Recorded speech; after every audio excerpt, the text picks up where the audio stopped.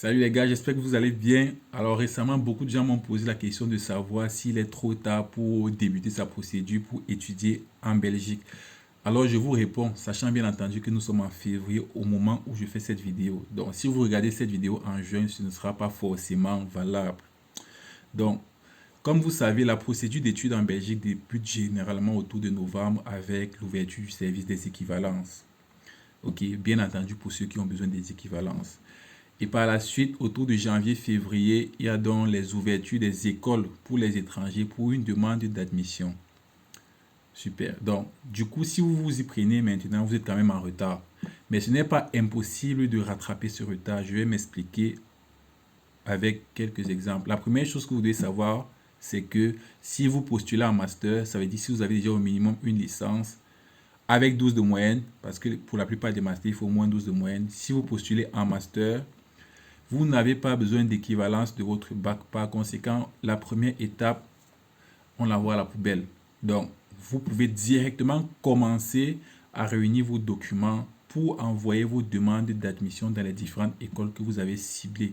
Donc, vous devez faire aussi ce travail rapidement, réunir vos différents documents rapidement, vos attestations, vos relevés, vos diplômes, etc., etc. Vous devez réunir tous les documents qu'il faut rapidement.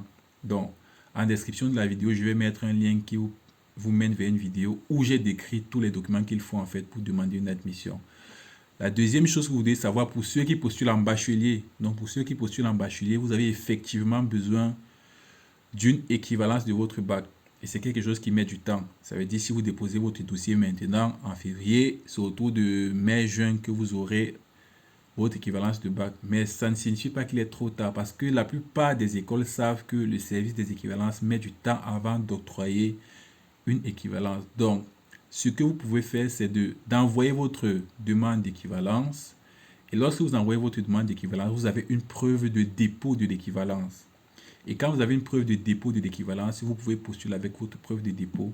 Même si vous n'avez pas d'équivalence, en fait, vous n'avez pas encore votre équivalence. Ça veut dire que je m'en vais à l'Université libre de Bruxelles, je constitue mon dossier et j'envoie la preuve que j'ai déjà demandé l'équivalence, même si je n'ai pas encore eu l'équivalence. Et avec ça, je peux postuler. Par contre, le petit piège de ça, c'est qu'après, il faudrait obligatoirement que l'équivalence que vous obtenez concorde avec les études où vous avez postulé. Ça veut dire que si vous postulez à l'Université libre de Bruxelles ou à l'Université de Liège, ou je ne sais pas trop dans quelle université, et qu'après, vous ayez une équivalence de type court, là, ça ne va pas marcher. Parce que dans les universités, on a absolument et absolument et absolument besoin d'une équivalence de type long. Ok.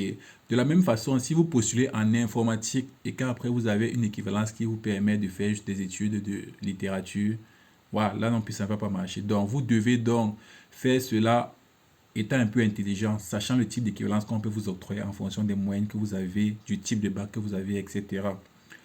Donc voilà.